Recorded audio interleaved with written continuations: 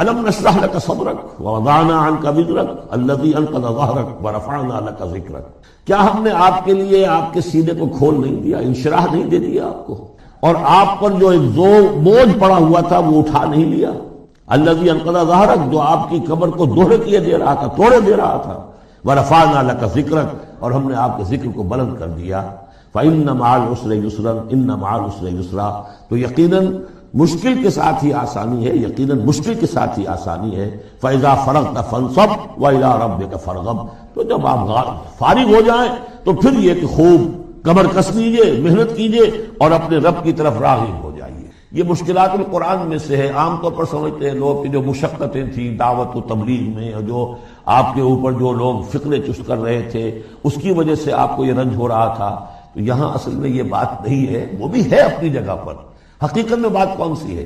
اور کیونکہ یہ بھی معلوم ہے کہ یہ بالکل ابتدائی زمانے کی صورتیں ہیں، لہذا اس دور میں تو ابھی اس طریقے کا جو ہے کوئی بہت زیادہ پرسیکیوشن بھی نہیں تھی، بہت زیادہ مخالفت بھی نہیں تھی، اس سے کہیں زیادہ بڑے مراحل سے آپ کو گزرنا پڑا ہے۔ 3 سال کی جو بھی شیب بنی ہاشم کی قید ہے وہ بعد کی بات ہے، جو یوم طائف آ رہا ہے وہ اس کے بہت بعد کی بات ہے، یوم احد بہت بعد میں آ رہا ہے۔ یہ اصل میں کیا ہے، جس شخص کو اللہ تعالیٰ نبوت دیتا ہے اس کی سب سے زیادہ جو خواہش ہوتی ہے وہ اللہ کے ساتھ لو لگا کر بیٹھا، اور رسالت کا فریضہ ایسا ہے کہ جاؤ خلق خدا کو ہدایت کا راستہ دکھاؤ۔ اب کہاں وہ کیفیت، دن ڈھونڈتا ہے پھر وہی فرصت کے رات دن بیٹھے رہے تصور جانا کیے ہوئے، کہاں اللہ کی طرف رخ کر کے اللہ کا بندہ کھڑا ہے رات کے وقت، کیا اس کی کیفیت ہے، اس کے قلب کی، اس کی روح کی، کیا انشراح ہے، کیا انبساط ہے، کن بلندیوں پر اس وقت وہ ہے، کس روحانی وسعتوں کے اندر جو ہے وہ اس وقت تیراکی کر رہا ہے، اور کب جا رہے کسی نے کہہ دیا پاگل ہے، کسی نے کہہ دیا کہ یہ تو مجنون ہے، دیکھو ذرا یہ شخص ہے جو کہتا ہے آپ کے معبودوں کو کہ یہ غلط ہے، اب اس کا ایک تقدر ہو رہا ہے دل کے، کہاں وہ کیفیت۔ علامہ اقبال نے اسے لکھا ہے، 4th لیکچر ہے ان کا جو خطبات میں سے، شیخ عبدالقدوس گنگوہی رحمۃ اللہ علیہ کا قول دیا ہے۔ وہ کہیں کسی کیفیت میں بیٹھے ہوئے تھے اسی طرح مراقبے میں، اچانک اقامت کی آواز آ گئی، اب جماعت کھڑی ہوگی، تو وہ آرہا کھڑا ہونا ہے، تو نماز میں تو جانا ہے، تو کہا کیا، جھنجھلا کر کہا، حضوری سے نکال کر دربانی میں کھڑا کر دیا۔ اس وقت جس مراقبے کی کیفیت میں تھا وہ تو حضوری کی کیفیت مجھے حاصل، اب میں دربانی میں آ گیا ہوں یہاں پر۔ نماز تو آپ پڑھیں گے تو امام کے پیچھے پڑھیں گے، اس نے کہا اللہ اکبر تو کرنا ہی ہے رکوع، چاہے ابھی آپ کے دل چاہ رہا ہے اور قرآن پڑھا جائے تو کیسے ہوگا، تو اس کا حکم ماننا آپ نے۔ آپ چاہ رہے ہیں سجدے میں پڑے رہے ابھی سر نہ اٹھائیں، لیکن وہ تو کہے گا اللہ اکبر، تو وہ سر آپ نے اٹھانا ہی ہے۔ تو وہ ایک اور نظام ہے، وہ نظام باجماعت ہے، اس سے ایک جماعت کی تشکیل جو ہے وہ مطلوب ہے، اور ایک ہے انسان کا اپنا روحانی طرف ہو، اس کے کچھ اور تقاضے ہو۔ تو جیسے حضرت موسیٰ سے کہا گیا ہر دفعہ آپ نے دیکھا اذهب الى فرعون انه طغى، اور وہ اگر وہیں پر رہتے ڈیرا لگا دیتے، ہر وقت گفتگو ہو رہی ہے، مخاطبہ مکالمہ مل رہا ہے، تو جو لذت اس میں تھی، اس کے اندر جو ہے وہ جو مشقت ہے وہ یہ تھی۔ رفتہ رفتہ پھر آپ کا مزاج اس کا خوگر ہوا، اور پھر یہ کہ جب اللہ تعالیٰ نے اس میں بہت سے لوگوں کو بھی شامل کر دیا، پھر وہ جو تسکین پیدا ہوئی کہ ایک شخص وہ ہوتا ہے جو اکیلا، اس کو مولانا روم نے بڑی خوبصورتی سے بارش کا ایک بتایا ہے مثال، کہ بارش میں ایک مرحلہ ہوتا ہے کہ سمندر سے بخارات اوپر جا رہے ہیں، نہایت صاف شفاف، اس میں تو کوئی قدورت نہیں ہوتی، وہ تو ڈسٹل واٹر جا رہا، وہ اوپر گیا، پھر وہ گیا، اس نے بارش کی شکل اختیار کی، جب بارش کو بن کر وہ گرا ہے تو اس نے اب فضا کو بھی دھو دیا، تو فضا کی قدورت اپنے اندر لی نا، فضا کو صاف کر کے وہ آیا نیچے، زمین کا بھی گند صاف کرتا ہے، صاف کر کے اور وہ گند لے کے دریا میں شامل ہوا، اور پھر گیا اور سمندر میں جا کر گند اس نے وہاں چھوڑا، پھر وہ پاک ہو کر صاف ہو کر بڑی ہی یعنی لطیف شکل میں پھر یہ ہو رہی ہے، یہ ہے ایک سیر الی اللہ، اللہ کی طرف بڑھا جا رہا ہے، رات کو اللہ کا بندہ کھڑا ہے اور اللہ سے مناجات ہو رہی ہے، یہ وہ ہے بخارات کا اوپر اٹھنا، نہایت پاکیزہ لطیف کیفیت۔ اور جب آپ آئے ہیں تو بارش کے مانند ہیں، اب آپ دھو رہے ہیں، تو جو دھو رہے ہیں اس سے خود اپنے آپ کو بھی تقدر ہوتا ہے، کسی نے کچھ کہہ دیا، کسی نے کچھ کہہ دیا، کسی نے کچھ کہہ دیا، کسی نے فکرہ چست کر دیا، اب آپ کو ضرورت ہے کہ پھر ذرا اپنے آپ کو بھی صاف کریں دوبارہ، پھر رات کو کھڑے ہو جائیں۔ سیر الی اللہ، سیر فی اللہ، سیر عن اللہ الی اللہ، یہ جو ہے جو تبلیغ کا اور فریضہ رسالت ہے، یہ بھی سیر الی اللہ ہے نتیجے کے اعتبار سے، لیکن اس وقت عن اللہ ہے، اللہ کی طرف تو پشت ہو گئی۔ اب دیکھیے جب آپ نماز میں کھڑے ہیں تو رخ کدھر ہے؟ اللہ کی طرف، جا رہے ہیں تبلیغ کے لیے تو اللہ کی طرف تو پشت ہو گئی، اب تو آپ جا رہے ہیں تو خلق کی طرف آپ کا رخ ہے، اللہ کی طرف تو پشت ہے۔ اس حوالے سے وہ عروج ہے، یہ نزول ہے، اور یہ نزول جو ہے یہ بڑا شاق گزرتا ہے کسی ایسے شخص پر جسے عروج کی لذت حاصل ہو گئی۔ یہ ہے وہ سختی، الم نشرح لک صدرک ووضعنا عنک وزرک الذی انقض ظہرک ورفعنا لک ذکرک فإن مع العسر یسرا ان مع العسر یسرا فإذا فرغت فانصب۔ اے نبی وہ وقت آ جائے گا، آپ اپنے اس فرض منصبی سے جب فارغ ہو جائیں گے، جب اللہ کا دین غالب آ جائے گا، پھر آپ یکسو ہو کر وہ جو آخر میں آیا اذا جاء نصر اللہ والفتح ورأيت الناس يدخلون في دين الله افواجا فسبح بحمد ربك واستغفر انه كان توابا، پھر آپ ہمہ وقت اسی کام میں لگ جائیے۔ اور اسی لیے حضور نے اس وقت آخری فیصلہ کیا، اللہم فی الرفیق الاعلی، بس اب میں فارغ ہوا اور اب میں مزید تاخیر نہیں چاہتا۔ حالانکہ نبیوں کو یہ آپشن ملتا ہے، اگر آپ ابھی چاہیں تو اور رہ سکتے ہیں دنیا میں، یہ آپشن ملا ہے۔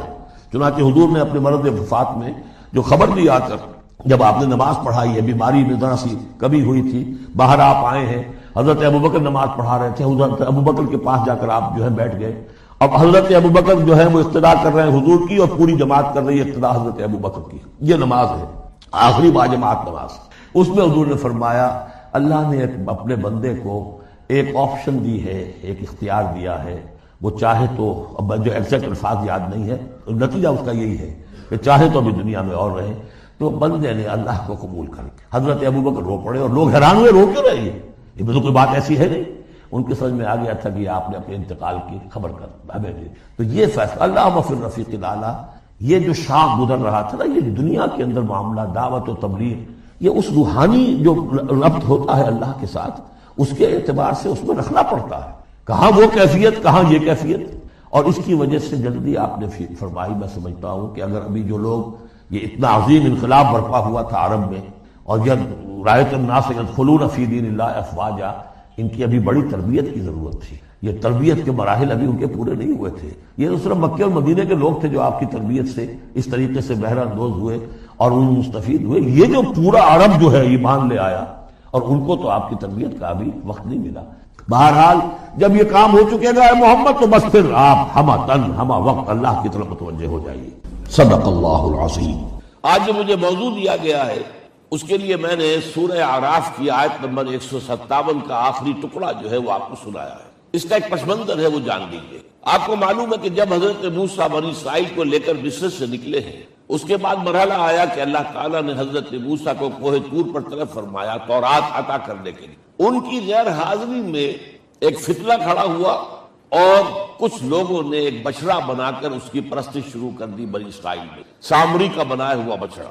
جب حضرت موسیٰ واپس آئے، انہوں نے یہ دیکھا تو بہت غضبناک ہوئے، اور پھر اللہ تعالیٰ کے حکم سے فیصلہ ہوا کہ 12 قبیلوں میں سے جن لوگوں نے بھی یہ شرک کیا ہے، ان کو انہی قبیلوں کے لوگ خود قتل کریں۔ کئی ہزار اسرائیلی قتل ہوئے۔ یہ بہت بڑا یوں سمجھیے کہ پرج ہوا ہے اس قوم کے اندر۔ اس کے بعد پھر مزید اللہ تعالیٰ کی خدمت میں استغفار کے لیے حضرت موسیٰ علیہ السلام اپنے 70 بڑے بڑے سردار جو تھے 12 قبیلوں کے، ان کو لے کر حاضر، وہاں انہوں نے استغفار کیا اور ایک دعا کی، پروردگار وَاكْتُبْ لَنَا حَسَنَةً فِي الدُّنْيَا وَالْآخِرَةِ، ہمارے لیے نیکی کا اندراج کر دے، دنیا میں بھی آخرت میں۔ جواب ملا اللہ تعالیٰ کی طرف سے، دیکھو عذاب تو میں جس کو چاہوں گا دوں گا، اور ویسے میری رحمت ہر شے کے ساتھ موجود ہے، ہر شے کا وجود میری رحمت سے، لیکن ایک میری خاص رحمت ہے جو میں لکھ رکھوں گا ان لوگوں کے لیے جو میرے نبی امی آخری رسول ان پر ایمان لائیں گے صلی اللہ علیہ وسلم۔ وہ جب آئیں گے اور وہ نیکی کا حکم دیں گے، بدی سے روکیں گے، پاکیزہ چیزوں کو حلال قرار دیں گے، ناپاک چیزوں کو حرام قرار دیں گے، نوع انسانی کے اوپر جو بوجھ تھے جو اس وقت ہوں گے ان کو اتاریں گے۔ وہ جب آئیں گے تو جو لوگ فَالَّذِينَ آمَنُوا بِهِ نمبر 1، وَعَزَّرُوهُ نمبر 2، وَنَصَرُوهُ نمبر 3، وَاتَّبَعُوا النُّورَ الَّذِي أُنزِلَ مَعَهُ أُولَٰئِكَ هُمُ الْمُفْلِحُونَ۔ جو لوگ ان پر ایمان لائیں گے، ان کی تعظیم اور توقیر کریں گے، ان کی مدد کریں گے، اور جو نور ان کے ساتھ نازل کیا جائے گا یعنی قرآن، اس کی پیروی کریں گے، وہ ہوں گے جو فلاح پانے والے ہوں گے، میری خصوصی رحمت سے حصہ ان کو ملے۔ اب یہاں پہلے تو دعا کر لیجیے، اللہم ربنا اجعلنا منہم، اے اللہ ہم سب کو ان میں شامل فرما دے جو تیرے نبی کے ساتھ تعلق کی ان چار بنیادوں کی شرائط کو پورا کر سکے، تقاضوں کو پورا کر سکے۔ اب ذرا ان میں سے ایک ایک کو لیجیے۔ ایمان جانی پہچانی چیز ہے، ایمان جسے کہتے ہیں، اس کی تشریح میں جانے کی ضرورت نہیں، وقت بھی محدود ہے، لیکن ایک بات سمجھنے کی ہے بہت ضروری۔ ایمان کے دو لیول ہیں، ایک قانونی ایمان ہے جس کی بنا پر ہم ایک دوسرے کو مسلمان سمجھتے ہیں، اس کا تعلق اقرار باللسان کے ساتھ ہے، زبان سے کہنا اشہد ان لا الہ الا اللہ وحدہ لا شریک لہ واشہد ان سیدنا و مولانا محمد عبدہ ورسولہ۔ کوئی ہندو تھا، سکھ تھا، پارسی تھا، عیسائی تھا، یہ کلمہ کہے اور اسلام میں آ گیا۔ لیکن یہ زبانی کلامی ایمان جو ہے یہ انسان کی سیرت و کردار پر اثر انداز نہیں ہو سکتا۔ یہی وجہ ہے آج ہم دیکھ رہے ہیں مسلمان ہی جھوٹ بھی بول رہا ہے، مسلمان ہی بے ایمانی بھی کر رہا ہے، مسلمان ہی خیانت بھی کر رہا ہے، مسلمانوں کے لیڈر بلینز کی خیانت کر رہے ہیں۔ یہ کون سب مسلمان ہیں؟ وہ اس کی وجہ کیا ہے کہ ہم صرف قانونی مسلمان ہیں اور ہمارا ایمان قانونی ایمان ہے۔ اس کے لیے اسلام کا لفظ قرآن میں آیا ہے سورہ حجرات میں، قالت الاعراب آمنا قل لم تؤمنوا ولکن قولوا اسلمنا۔ اے نبی یہ بدو کہہ رہے ہیں ہم ایمان لے آئے، ان سے فرما دیجئے تم ہرگز ایمان نہیں لائے ہو، یوں کہو کہ ہم مسلمان ہو گئے ہیں۔ ولما يدخل الايمان في قلوبكم، ابھی تک ایمان تمہارے دلوں میں داخل ہے۔ بہرحال اللہ کا شکر ہے اس نے ہمیں مسلمانوں میں پیدا کر دیا، ورنہ ہم میں سے کتنے ہوتے اگر کہیں اور پیدا ہو گئے ہوتے تو نعمت اسلام سے بھی ہم بہرہور ہو سکتے، کیا کر سکتے۔ اصل ایمان ہے جب وہ دل میں داخل ہو جائے، یقین بن جائے۔ اسی لیے بچپن میں یاد کیا ہوگا ایمان مجمل، آمنت باللہ کما ہوا باسمائہ و صفاتہ وقبلت جمیع احکامہ اقرار باللسان و تصدیق بالقلب۔ جب تصدیق بالقلب ہوگی تو اب اس کے تقاضے جو ہیں عملی پیدا ہوں گے۔ ان تقاضوں میں سے ایک میں دو حدیثوں کے حوالے سے آپ کے سامنے رکھ رہا ہوں۔ پہلی حدیث حضرت عبداللہ بن عمرو بن العاص رضی اللہ تعالی عنہ سے مروی، لا یؤمن احدکم حتی اکون ہواہ طمعا لما جئت بہ۔ دیکھو تم میں سے کوئی شخص مومن نہیں ہو سکتا جب تک کہ اس کی خواہش دس تابع نہ ہو جائے اس شریعت کے، اس قانون کے، اس ہدایت کے جو میں لے کر آیا ہوں۔ اگر عملاً تابع نہیں ہوئے تو حقیقتاً مومن نہیں ہو۔ دل میں جھانکو، Do I really believe that Muhammad is the prophet of Allah? Do I really believe that Quran is the word of God? کبھی جھانکیے گا اندر، جواب ملے گا صحیح آپ کو۔ کیا کنوکشن ہے؟ کنوکشن ہو اور پھر حضور کی پیروی نہ ہو، حضور کے احکام کی پابندی نہ ہو، اللہ کے قوانین کی پابندی نہ ہو، کیسے ممکن؟ حضور تو فرماتے ہیں صلی اللہ علیہ وسلم ایک ایسی بد اخلاقی اور کج خلقی پر صرف اسے کوئی گناہ کبیرہ بھی نہیں کہیں گے۔ فرمایا ایک مرتبہ واللہ لا یؤمن واللہ لا یؤمن واللہ لا یؤمن، خدا کی قسم فلاں شخص مومن نہیں ہے، خدا کی قسم فلاں شخص مومن نہیں ہے، خدا کی قسم فلاں شخص مومن نہیں۔ صحابہ کانپ گئے، کون بدبخت ہے جس کے بارے میں فرمایا جا رہا؟ پوچھا گیا من یا رسول اللہ؟ جواب سنیے اور اپنے غریبانوں میں جھانکیے۔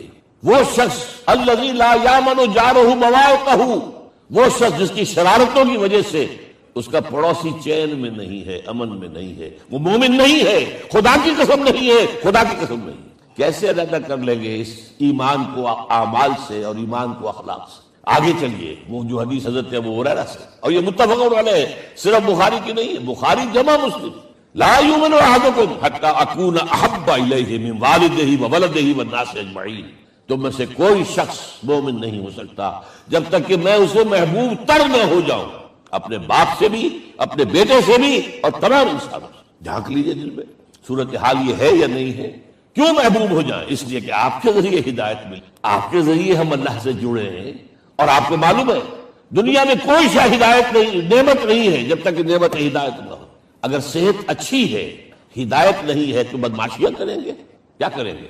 آپ کو معلوم ہے صحت اچھی جو ہے کہ جا کے کھپے گی، اگر ہدایت نہیں ہے، اگر دولت ہے ہدایت نہیں، کیا کریں؟ گچھل اڑائیں گے، عیاشیاں کریں گے، لوگوں پر اپنی دولت کا روم ڈالیں گے۔ اولاد ہے، ہدایت نہیں ہے، یہ اولاد سہان روح بھی بن جائے گی کہیں آپ کے لیے۔ کوئی شے نعمت نہیں ہے جب تک کہ نعمت ہدایت نہ ہو، اور ہدایت ہمیں ملی محمد رسول اللہ صلی اللہ علیہ وسلم۔ تو آپ سے بڑھ کر محبوب کون ہوگا؟ اس کے ضمن میں ایک بڑا پیارا واقعہ آتا ہے۔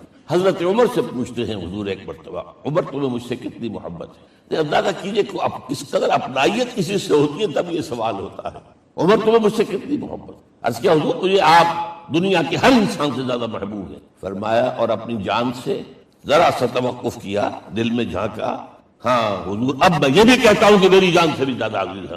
آپ نے فرمایا الان عمر اب پہنچے ہو جو مقام ہے، اب درکار ہے، جو مطلوب ہے. تو محبت اس درجے کی، اطاعت اس درجے کی اگر نہیں ہے تو ایمان نہیں. ہاں قانونی ایمان ہے، اب مسلمان ہے، اللہ کا شکر ہے، بہت بڑا فضل. اب اگلے بات پر آئیے، الضرور ہو ان کی توقیر، ان کی تعظیم کرے. یہ تعظیم کس درجے؟ اب وقت بہت کم ہے، میں صرف آپ کو سورہ حجرات سے مثال دے رہا ہوں. فرمایا گیا یا ایھا الذین آمنوا لا ترفعوا اصواتکم فوق صوت النبی ولا تجهروا له بالقول كجهر بعضكم لبعض ان تحبط اعمالکم وانتم لا تشعرون. اے ایمان والو، کبھی اپنی آواز کو حضور کی آواز سے بلند تر نہ کر دینا. کبھی جس طرح بلند آواز سے ایک دوسرے سے بات کرتے ہو ایسے نہ کر بیٹھنا، مبادا تمہارے سارے اعمال حق ہو جائیں اور تمہیں پتہ بھی نہ چلے. تم تو کہو گے میں نے کوئی گناہ کبیرہ تو نہیں کیا، میں نے کوئی ڈاکہ نہیں ڈالا، چوری نہیں کی، کوئی زنا نہیں کیا، کوئی شراب نہیں پی. لیکن یہ سوء ادب، لا ترفعوا اصواتکم فوق صوت النبی ولا تجهروا له بالقول كجهر بعضكم لبعض ان تحبط اعمالکم وانتم لا تشعرون. یہاں ایک میں عملی بات بھی آپ کے سامنے رکھ دوں. صحابہ کے بارے میں بات سمجھ میں آ گئی کہ اپنی آوازیں پست رکھیں. ہم کیسے کریں؟ ہمارا ایک طرز عمل ہونا چاہیے. اگر کسی گفتگو میں کوئی شخص کہ حضور نے یہ فرمایا ہے، کبھی یہ نہ کہے میں نہیں مانتا. ہاں توقف کر لیں، بھائی میں تحقیق کروں گا کہ واقعی حدیث صحیح ہے یا نہیں. ٹھیک، ضروری نہیں کہ جو کہہ دے مان لیں آپ. محدثین نے کتنی محنتیں کر کر کے چھانٹی کی ہے، لہذا یہ. لیکن فوراً اگر آپ نہیں میں نہیں مانتا، یہ عقل کے خلاف ہے، یہ فلاں ہے، یہ وہ.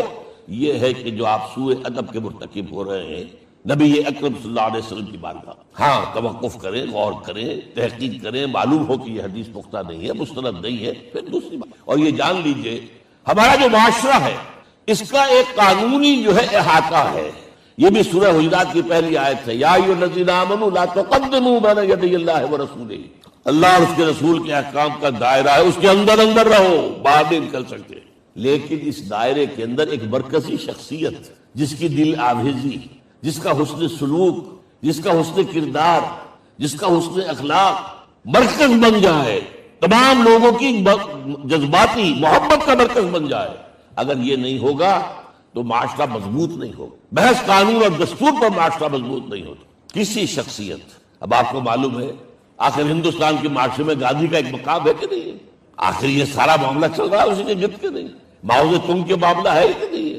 یہ سارا معاملہ دنیا میں عام لوگ کہہ دیتے، ریشنلسٹ لوگ، کہ ان چیزوں کی کیا ضرورت ہے؟ بھائی قانون دیکھنا چاہیے، دستور دیکھنا چاہیے، حکم دیکھنا نہیں. بھائی جذباتی وابستہ ایک ہستی تو ایسی ہو کہ جس کے کچھ کہنے پر فوراً دبانے بند ہو جائے. اور اس کا نقشہ میں سعودی عرب میں دیکھتا ہوں، اگر وہاں کے دو بدو لڑ رہے ہوں سخت اور ایک دوسرے کو کھانے کو دوڑ رہے ہوں، کوئی شخص کہتے صلی علی النبی، فوراً خاموش. معلوم ہوتا ہے آنکھ کے اوپر کسی نے پانی ڈال دیا، خاموش، صلی علی النبی، صرف یہ کہہ رہے. یہ جذباتی وابستگی اگر محمد سے نہیں ہے صلی اللہ علیہ وسلم تو آپ کا معاشرہ کبھی مضبوط. یہ مرکزی شخصیت، یہ مرکز ہے، اسی لیے ان کے احترام کا یہ درجہ ہے. کیونکہ اس سے کیا ہوگا؟ تمہارا شیرازہ بکھر جائے گا. اگر ان کے ساتھ جذباتی محبت نہیں ہوگی تمہارا شیرازہ بکھر جائے. یہ آیا معاملہ. اب میں آپ کو بتانا چاہتا ہوں تعظیم ہمارے ہاں اصل میں بدقسمتی سے ہم سیرت کی تقریریں کرتے ہیں، حضور کی عظمت بیان کرنے کی کوشش کرتے ہیں. کچھ لوگ تو خیر حضور کی زلفیں ہیں، حضور کی آنکھیں ہیں، حضور کی کملی ہے، حضور کا سایہ نہیں تھا وغیرہ، یہ باتیں اپنی جگہ ہے، ہر چیز ٹھیک ہے. لیکن یہ جان لیجئے حضور کی اصل عظمت ایک نبی اور رسول کی حیثیت سے ہے، اور وہ شے وہ ہے جہاں جبرائیل کے بھی پر جل رہے ہیں. اس کی حقیقت کون جانتا ہے؟ میں ایک مثال دے رہا ہوں آپ کو کہ حضور 100 میں مثال رکھا کرتے تھے. آج روزہ رکھا، شام کو افطار نہیں کیا، وہ رات کو چل رہا ہے روزہ، اگلے روز پھر وہ کنٹینیو کر رہا ہے شام تک. 2 دن کا 100 میں مثال، 3 دن کا بھی رکھتے تھے. صحابہ نے اجازت چاہی، حضور ہمیں بھی اجازت دے دیں. نہیں، آج کے حضور آپ تو رکھتے ہیں، ہمیں منع کرتے ہیں. اب سنیے، ایکم مثلی، تمہیں سے کون ہے مجھے ایسا؟ ابھی تو اندر ربی، میں تو اپنے رب کے پاس رات گزارتا ہوں. ہوا یطعمنی ویسقین، وہ مجھے کھلاتا اور پلاتا ہے. کیا سمجھیں گے ہم؟ کیا ہماری سمجھ میں آئے گا؟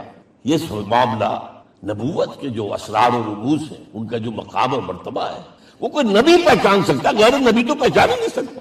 ایک ڈاکٹر کا کیا مقام ہے اپنے فن میں، وہ کوئی ڈاکٹر ہی سمجھ سکے گا نا، غیر ڈاکٹر کہاں سمجھے گا؟ اور حقیقت میں وہی سمجھے گا جو اس سے بھی اوپر کا ڈاکٹر ہے، نیچے والا تو نہیں سمجھ سکتا. جو کمتر ہے وہ تو صرف اوپر دیکھے گا اللہ اللہ خیر صلی اللہ، جو اوپر ہے اور ظاہر ہے محمد سے اوپر کوئی نہیں صلی اللہ علیہ وسلم۔ یہی وجہ ہے، دیکھیے شیخ سعدی کو کیا کہنا پڑا، یا صاحب الجمال و یا سید البشر من وجهك المرير قد نور القمر لا يمكن الثناء كما كان حقه بعد خدا بزرگ توئی قصہ مختصر۔ اے محمد صلی اللہ علیہ وسلم، آپ کی ثنا جیسے کہ حق ہے ہو ہی نہیں سکتی۔ غالب اس سے بھی آگے گیا ہے، میں بات ابھی آپ کو سناتا ہوں شعر اس کا۔ آپ کی ثنا کا حق ادا ہو ہی نہیں سکتا، بس ہم یہ جانتے ہیں اللہ کے بعد آپ کا مقام۔ غالب جو آگے گیا ہے کہتا ہے، غالب ثنا خواجہ بیزدان گذاشتے کہاں ذات پاک مرتبہ دان محمد است۔ اے غالب ہم نے تو حضور کی ثنا تو اللہ کے حوالے کر دی ہے، اس لیے کہ وہی ذات پاک جانتا ہے مرتبہ محمد کا کیا ہے صلی اللہ علیہ وسلم۔ ہم بیان کرنے کی کوشش کریں گے تو توہین کر بیٹھیں گے۔ ایک لطیفہ ہے، ایک بیچارہ کوئی دیہاتی کے پھنسا ہوا تھا کسی جگہ، تھکا ہوا چل رہا تھا، ڈپٹی کمشنر صاحب جا رہے تھے، کار میں بٹھا لیا۔ اب اس نے کہا پتر تینوں اللہ پٹواری کرے۔ اب اس غریب کے جو ہے اس کے ذہن میں تو پٹواری سے اوپر تو کچھ ہے ہی نہیں، اس کے قلم سے جو ہے ادھر کا انتقال ادھر ہو گیا، ادھر کی طرف ادھر چلی گئی۔ تو ڈی سی کو وہ تعریف کر رہا ہے، اپنے سمجھ کے مطابق پٹواری کرے، تو ہم کوئی پٹواری والا معاملہ نہ کریں۔ ہاں ایک پہلو ایسا ہے جس کے حوالے سے حضور کی عظمت ہماری سمجھ میں آئے گی۔ حضور ایک انسان کی حیثیت سے کیا تھے، ایک باپ کی حیثیت سے آپ کا کیا طرز عمل تھا، ذرا یاد کیجئے۔ جگر گوش ہے رسول حضرت فاطمہ بطول رضی اللہ تعالیٰ عنہ، وہ حاضر ہوتی ہے، ابا جان دیکھیے چکی پیس پیس کر یہ گھٹے پڑ گئے میرے ہاتھ میں، یہ کنویں سے پانی لاتی ہوں، مشکل دیکھیے یہاں پر بندیاں پڑ گئی۔ حضور اب تو عام لوگوں پر بھی آسانیاں ہیں، لوگوں کے ہاں غلام آ گئے ہیں، کنیزیں آ گئی ہیں، مال و دولت آ گئی ہے، مجھے بھی کوئی غلام کنیز عطا ہو جائے۔ اور آپ کو معلوم ہے یہ لخت جگر نور چشم محمد کی سب سے پیاری بیٹی صلی اللہ علیہ وسلم، کوئی شک نہیں، فاطمہ کیا بیتی ہوگی حضور کے قلب پر۔ لیکن فرمایا کیا بیٹی یہ دنیا کی چیزیں ہماری لیے نہیں، میں تمہیں اس سے بہتر شے دیتا ہوں۔ تسبیح فاطمہ ہر نماز کے بعد 33 مرتبہ سبحان اللہ، 33 مرتبہ الحمدللہ، 33 مرتبہ اللہ اکبر کہہ لیا۔ لیکن سوچ لیجئے دل پر کیا گزری صلی اللہ علیہ وسلم۔ حضرت عائشہ سے پوچھئے، حضرت خدیجہ سے پوچھئے، حضور کیسے شوق تھے آپ سے زیادہ خواتین کے حق میں نرم، گھر کے کام کا جھاڑو دے رہے ہیں، کپڑے جو ہیں بوسیدہ انہیں سی رہے، گھر میں بیٹھے ہوئے یہ کام کرتے۔ بہرحال ایک بات میں آپ سے عرض کروں، آپ انسان کی جس حیثیت کا بھی ذہن میں تصور کریں گے وہ ساری حیثیتیں محمد میں موجود ہیں صلی اللہ علیہ وسلم۔ محمد حاکم کی حیثیت سے بھی ہے، محمد سپہ سالار کی حیثیت سے بھی ہے، محمد قاضی القضات بھی ہیں، محمد ہیڈ آف دی اسٹیٹ بھی ہیں، محمد بیویوں والے بھی ہیں، اولاد والے بھی ہیں، محمد 5 وقتہ امام بھی ہیں، جمعے کے خطیب بھی ہیں، مدرس قرآن بھی ہیں، مربی بھی ہے، مزکی بھی ہے، اور ہر میدان میں بلند ترین مقام۔ کوئی ایسی جامع شخصیت ملے گی؟ ہمارے ہاں تو حال یہ ہے کہ جو خطیب صاحب ہوتے ہیں وہ 5 وقتہ نماز کیسے پڑھا سکتے ہیں؟ ان کا تو اونچا مقام ہے، 5 وقتہ نماز کے لیے تو علیحدہ چاہیے امام آپ کو، اور وہاں بھی ایک امام سینئر ہوگا وہ عشاء مغرب اور فجر پڑھائے گا، ایک جونیئر ہوگا بیچارہ وہ جو خاموش نماز ہے وہ پڑھائے گا۔ 5 وقتہ نماز پڑھا رہے ہیں محمد صلی اللہ علیہ وسلم، اور خطیب بھی ہوئی ہے، مربی بھی ہوئی ہے، مزکی بھی ہوئی ہے۔ ہمارے ہاں جو لوگ تزکیہ نفس کے میدان میں ہیں وہ پھر جماعت کبھی نہیں کراتے، کبھی نہیں دیکھا ہوگا آپ نے کسی صاحب کو کراتے ہو۔ یہ جامعیت کیوں ہے؟ جامعیت کبریٰ۔ میں صرف ایک بات کہا کرتا ہوں، ایک اعتبار سے حضور کا اسوہ نامکمل ہے۔ آپ مجھے سوء ادب کا مرتکب نہ قرار دے دیں، اسوہ کیا ہے؟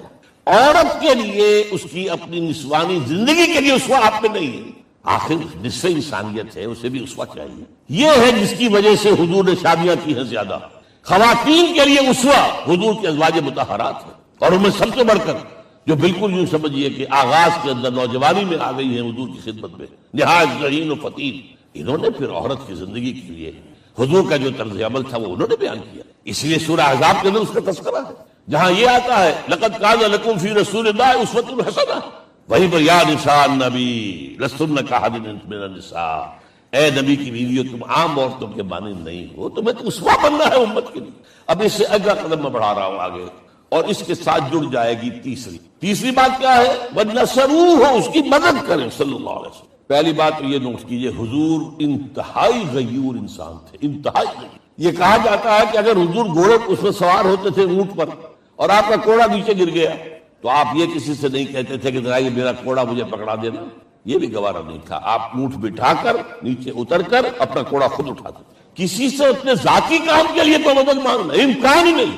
بلکہ ایک واقعہ تو وہ ہے جب بھی میں تذکرہ کرتا ہوں میری آنکھوں میں آنسو آ جاتا. یہ ہجرت کے وقت کا واقعہ ہے.